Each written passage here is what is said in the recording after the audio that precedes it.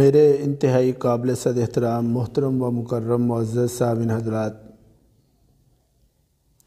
رجب کا یہ جو مہینہ چل رہا ہے، اس مہینہ میں ایک روایت کے مطابق سرکار دو عالم صلی اللہ علیہ وسلم کو معراج ہوئی ہے۔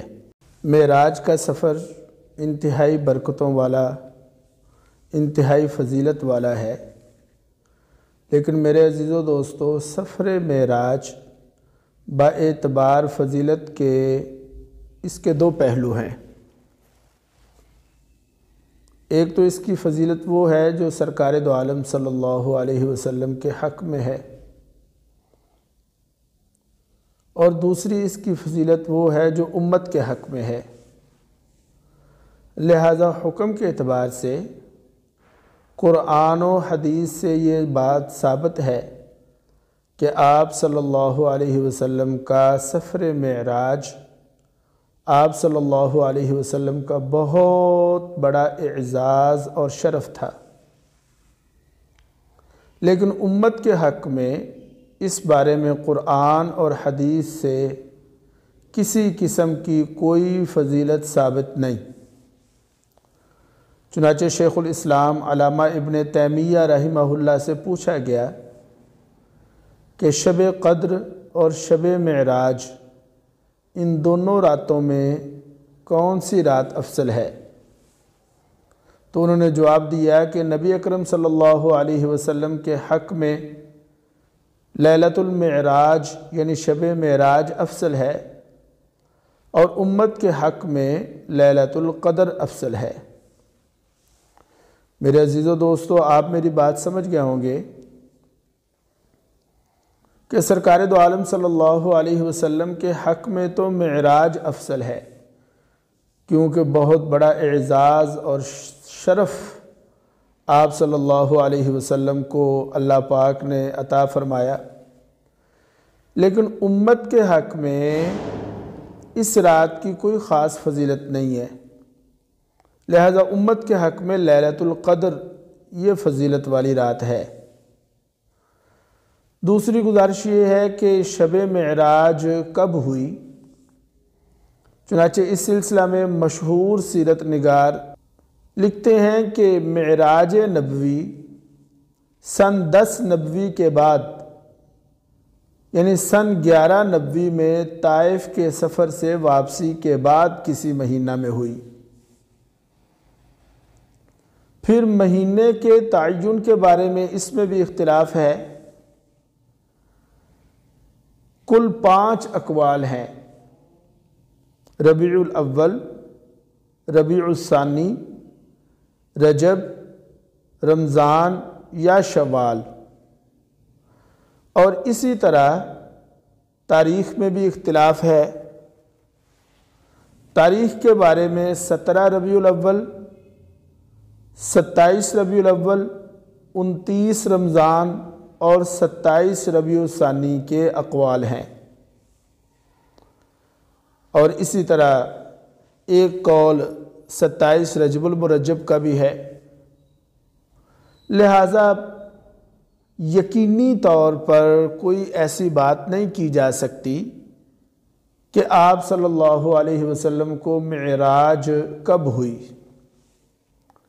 البتہ میں نے عرض کر دیا کہ معراج کا لفظ عروج سے ہے، اور یہ میں آگے چل کے آپ کی خدمت میں عرض کروں گا کہ معراج کیوں کروائی گئی۔ عروج کا معنی ہوتا ہے سیڑھی یا چڑھنا، اوپر کی طرف جانا۔ اس اعتبار سے سرکار دو عالم صلی اللہ علیہ وسلم معراج پر تشریف لے گئے، یعنی اتنے عروج پر چلے گئے کہ اللہ تعالیٰ قرآن پاک میں ارشاد فرماتا ہے فَكَانَ قَابَ قَوْسَيْنِ أَوْ أَدْنَىٰ۔ علماء سیر نے خوب تحقیق کے بعد ان صحابہ کی تعداد اور نام ذکر کیے۔ چنانچہ علامہ زرقانی نے 45 صحابہ اکرام کے نام ذکر کیے ہیں۔ قرآن مجید میں معراج کے واقعہ کا 2 جگہ پر تذکرہ ہے۔ ایک سورہ بنی اسرائیل میں جسے سورہ اسراء بھی کہا جاتا ہے، اور دوسرا سورہ النجم میں، ان دو مقامات پر تذکرہ ہے، اور 45 کے قریب صحابہ کی احادیث، ان کی مرویات آج ہمارے پاس موجود ہیں، جنہوں نے یہ روایت کی ہے کہ سرکار دو عالم صلی اللہ علیہ وسلم کو جو معراج ہوئی ہے وہ روح مع الجسد ہوئی ہے۔ یہاں پر ایک بات قابل غور ہے جس کی طرف میں آپ حضرات کی توجہ کرانا چاہتا ہوں۔ اس قصے کی تفصیل بیان کرنے والے اصحاب،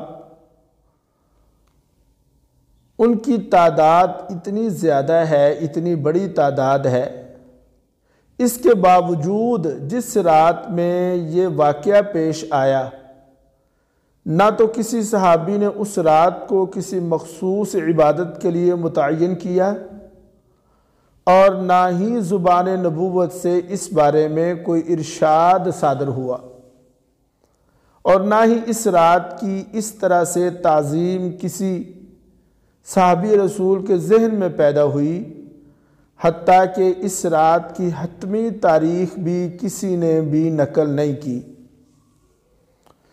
اب سوال یہ ہوتا ہے کہ پھر اس شب کے بارے میں اس قدر بے توجہی کی وجہ کیا ہے؟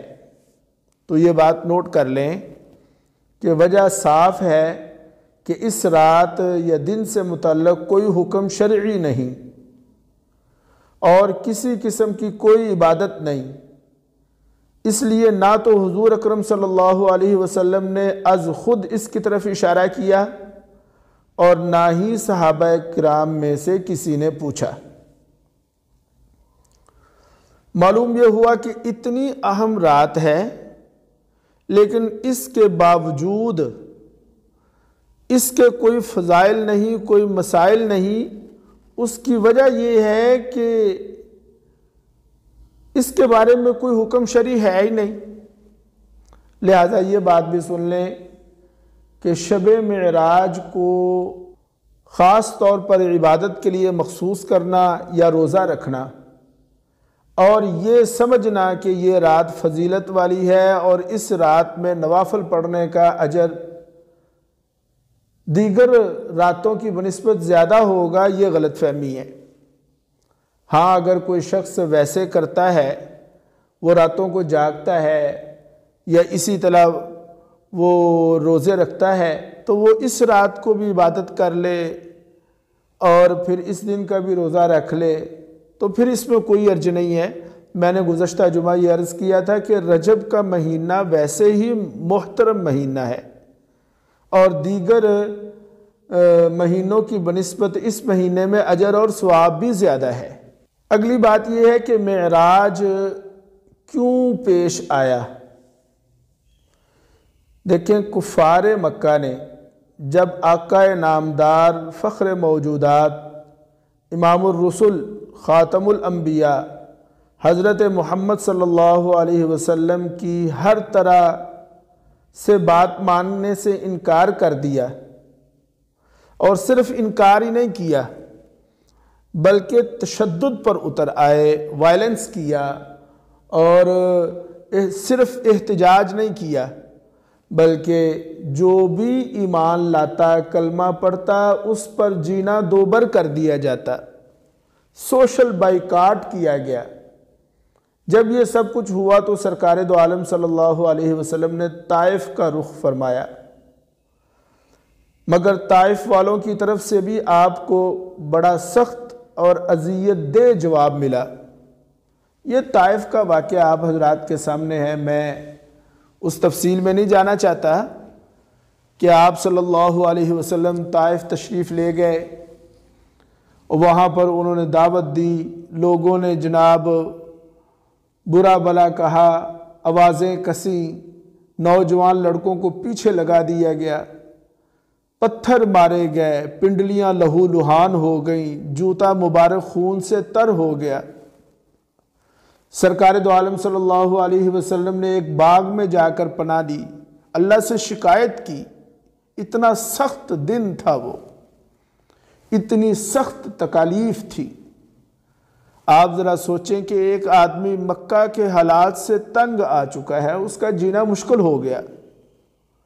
اب اس نے یہ سوچا کہ یار یہاں تو کوئی میری بات سنتا ہی نہیں، میری طرف کوئی توجہ ہی نہیں کرتا، میرے پیغام کو کوئی سننے والا ہی نہیں ہے، اور اگر کوئی میرا پیغام سنتا ہے تو اس کو مارا جاتا ہے، پیٹا جاتا ہے۔ اب ایسے ماحول میں اگر کوئی شخص اپنا شہر چھوڑ کر کسی دوسرے شہر کا رخ کرتا ہے تو کتنی اسے امید ہوگی۔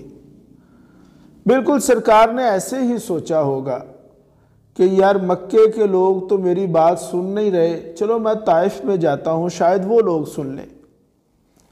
اور ان لوگوں نے بھی کیا حال کیا، کیا جواب دیا، یہ آپ حضرات کے سامنے ہے۔ جب سرکار دو عالم صلی اللہ علیہ وسلم طائف سے واپس لوٹتے ہیں تو بالکل دل شکستہ ہو چکے تھے کہ میری کہیں بھی سنوائی نہیں ہے، میری کوئی بات ہی نہیں سنتا۔ میں جہاں کا رہنے والا ہوں، جہاں میرے عزیز اقارب ہیں، جہاں میں نے شادی کی ہے، جہاں پہ میری بچے ہیں، میرے رشتہ دار ہیں، وہ بھی میری بات نہیں سن رہے۔ اگر میں کہیں باہر جاتا ہوں وہ بھی میری بات نہیں سن رہے، میں کیا کروں، کدھر جاؤں؟ اب ایسی حالت میں سرکار دو عالم صلی اللہ علیہ وسلم کو اللہ تعالیٰ نے اپنے پاس بلایا ہے۔ حضرت عائشہ رضی اللہ تعالیٰ عنہ فرماتی ہیں کہ میں نے ایک دفعہ یہ عرض کیا کہ یا رسول اللہ صلی اللہ علیہ وسلم، احد سے بھی زیادہ کوئی سخت دن آپ پر گزرا؟ تو سرکار نے فرمایا ہاں عائشہ، طائف والا دن احد سے بھی زیادہ سخت تھا، کہ طائف والے دن میری بالکل امید ہی ٹوٹ گئی، کہ طائف والے دن مجھے اتنا مارا گیا سرکار کو کہ جوتے خون جم گیا نالین مبارک کے اندر۔ یوں سرکار دو عالم صلی اللہ علیہ وسلم کو پریشان کیا گیا، اور طائف میں انسانیت کے نجات دہندہ نے کرب و اضطراب کی آخری حد کو چھو لیا تو اللہ تعالیٰ نے آپ کو بلند مرتبہ سے سرفراز فرمانے کے لیے اپنے قرب خاص سے نوازا اور اپنے پاس معراج پر بلا لیا۔ شب معراج جاناست امشب، مزین عرش رحماست امشب، فلک پر ساز و ساما است امشب، رسول اللہ مہماست امشب، بجائے مروحہ در خواب گاہت پرے جبریل جنباست امشب، کہ شب معراج جاناست امشب، آج کی رات محبوب کی معراج کی رات ہے، مزین عرش رحماست امشب، کہ آج کی رات عرش رحمان آراستہ کیا جائے گا۔ فلک پر ساز و ساماست امشب، رسول اللہ مہماست امشب، آسمان آج کی رات ساز و سامان سے بھرا ہے، کیونکہ رسول اللہ صلی اللہ علیہ وسلم آج کی رات اللہ کے مہمان ہیں۔ بجائے مروحہ در خواب گاہت پرے جبریل جنباست امشب، رسول کو خواب راحت سے جگانے کے لیے آپ کی خوابگاہ میں پنکھے کی جگہ جبریل کے پر حرکت میں ہے۔ پھر اس واقعے سے یہ معلوم ہوا کہ مشکلات جب حد سے بڑھ جاتی ہیں، مصائب جب حد سے بڑھتے ہیں، دین کی خاطر تکالیف پر جب صبر کیا جاتا ہے، تب اللہ کی طرف سے انعامات ملتے ہیں۔ طائف میں پریشانی جب حد سے بڑھ گئی تو اللہ رب العزت نے سرکار دو عالم صلی اللہ علیہ وسلم کی دل بستگی کے لیے آپ کو معراج پر بلایا ہے۔ شب معراج کے مقاصد کیا ہیں؟ کن مقاصد کے لیے معراج کرائی گئی؟ تو اس سلسلہ میں 3 باتیں عرض کروں گا۔ واقعہ معراج کا سب سے اولین مقصد نبی کریم صلی اللہ علیہ وسلم کا اعزاز و اکرام تھا۔ اور آپ نے دین اسلام کی تبلیغ کے لیے جو تکالیف برداشت کی تھیں اس میں مزید ثابت قدمی اور ہمت اور برداشت کی تلقین تھی۔ اور آپ نوٹ کریں گے اس بات کو کہ معراج کرانے کا مقصد کیا تھا؟ معراج کرانے کا مقصد یہ تھا کہ آپ صلی اللہ علیہ وسلم کا اعزاز کیا جائے، اکرام کیا جائے۔ دوسرا مقصد، واقعہ معراج کا دوسرا اہم مقصد نبی کریم صلی اللہ علیہ وسلم کو اور آپ کی وساطت سے امت مسلمہ کو اچھے اعمال اور برے اعمال کو مثالی شکل میں دکھانا مقصود تھا۔ بھائی عزیز و دوستو، معراج کا دوسرا اہم مقصد یہ تھا کہ اچھے عمل اور برے عمل جو کچھ اللہ کی طرف سے ملے گا اس کی کوئی مثالی شکل دکھا دی جائے۔ چنانچہ آپ نے دیکھا معراج کی شب اس سفر میں دیکھا کہ چور کی یہ سزا ہے، زانی کی یہ سزا ہے، غیبت کرنے والے کی یہ سزا ہے، رشوت لینے والے کی یہ سزا ہے۔ یہ آپ دیکھ چکے تاکہ آپ بتا سکیں کہ بھائی پہلے تو میں صرف سنیا سی کہ چور دے ہاتھ کٹے جان گے، زانی نو سزا ملے گی، لیکن اب میں دیکھ کر آیا ہوں، دیکھ چکا ہوں، میرے مشاہدے میں آ گیا، میں تمہیں بتا رہا ہوں۔ لا الہ الا اللہ۔ اور اسی طرح اچھے اور برے اعمال کرنے والوں کی جزا اور سزا، ثواب اور عذاب کا ایک نمونہ اور جھلک دکھانا مقصود تھا۔ اسی طرح تیسرے مقصد کو سمجھنے سے پہلے یہ سمجھ لیں کہ انسانیت کی آمد کا مقصد کیا ہے۔ چنانچہ شیخ سعدی نے کہا کہ زندگی آمد برائے بندگی، کہ زندگی یعنی مقصد انسانیت، مقصد تخلیق ہے اللہ کی عبادت کرنا۔ اور عبادات میں ایک چیز جو سب سے اہم ہے وہ نماز ہے۔ چنانچہ واقعہ مشہور ہے، آپ نے سنا کہ 50 نمازوں کا تحفہ دیا گیا، پھر آپ واپس پلٹے، پھر گئے، پھر آئے، پھر گئے، اسی طرح 50 سے 5 رہ گئیں۔ یہ اللہ تعالیٰ کی طرف سے تحفہ ملا۔ اس لیے نماز کے بارے میں کہا جاتا ہے کہ الصلاۃ معراج المؤمنین، کہ نماز مومنین کی معراج ہے۔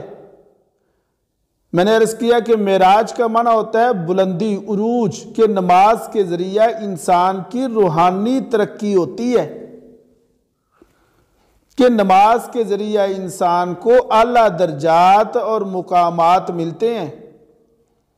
لہٰذا میرے عزیز و دوستو، یہ نماز اللہ کی طرف سے تحفہ ہے۔ اللہ تعالیٰ نے اپنے حبیب صلی اللہ علیہ وسلم کو اپنے پاس بلا کر یہ تحفہ دیا۔ میں آپ سے یہ عرض کروں گا کہ اللہ تعالیٰ نے یہ تحفہ دیا ہے، اس تحفہ کو قبول کیجئے۔ یہ جو تحفہ اللہ کی طرف سے ملا ہے، اس تحفہ کو قبول کیجئے۔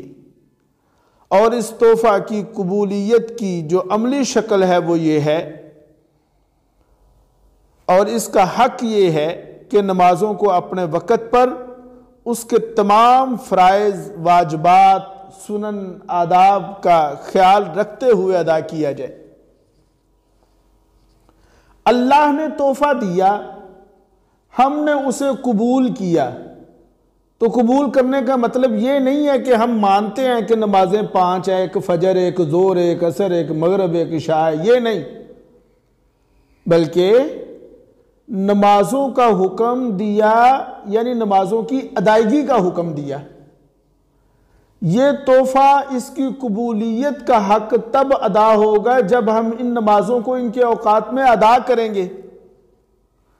اور اگر میرے عزیز و دوستو ہم نمازوں کو ان کے اوقات میں ادا نہیں کریں گے تو پھر گویا کہ ہم اللہ کی طرف سے دیے گئے اس گفٹ کو ایکسیپٹ بھی نہیں کر رہے۔ اگلی بات یہ ہے کہ معراج کے واقعہ کی اہداف کیا ہیں۔ دیکھیں، سرکار دو عالم صلی اللہ علیہ وسلم مکہ سے تشریف لے گئے مسجد اقصی، وہاں پر انبیاء موجود تھے، سرکار دو عالم صلی اللہ علیہ وسلم نے ان کو نماز پڑھائی، امامت کروائی۔ تو ہدف کے ضمن میں یہ سمجھ لیں کہ معراج کا پہلا ہدف یہ تھا کہ آپ صلی اللہ علیہ وسلم کو تمام انبیاء کا امام بنایا جائے۔ اس لیے یہ سن لیں کہ سرکار دو عالم صلی اللہ علیہ وسلم امام الانبیاء بھی ہیں، نبی الانبیاء بھی ہیں۔ نہیں سمجھے آپ میری بات؟ کہ پہلی جو انبیاء آتے تھے وہ اپنی امت کے نبی ہوتے تھے۔ موسیٰ علیہ السلام اپنی امت کے نبی، عیسیٰ علیہ السلام اپنی امت کے نبی، لیکن موسیٰ اپنی امت کے تو نبی تھے، عیسیٰ کے نبی نہیں تھے۔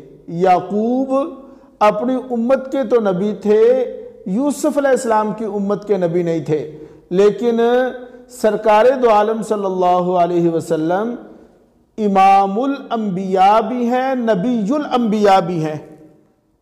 تو امامت کرا کر اس ہدف کو پورا کر دیا گیا کہ سرکار دو عالم صلی اللہ علیہ وسلم امام الانبیاء ہیں۔ دوسرا ہدف یہ ہے کہ مکہ سے چلے اور مسجد اقصی پہنچے، پھر مسجد اقصی سے سفر شروع ہوا اور آسمانوں کا سفر۔ یہاں ایک بات نوٹ کرنے والی ہے، وہ یہ ہے کہ مکہ سے چل کر جو پہلا سٹاپ آتا ہے وہ مسجد اقصی کا آتا ہے۔ آخر مسجد اقصی ہی پہلا سٹاپ کیوں بنا؟ تو سرکار دو عالم صلی اللہ علیہ وسلم کو حکم ہوا کہ مکہ سے مسجد اقصی جانا ہے۔ مسجد اقصی پہنچا کر اس بات کی طرف اشارہ کر دیا کہ مت بھولنا اس بات کو کہ مسجد اقصی تمہارا قبلہ اول ہے۔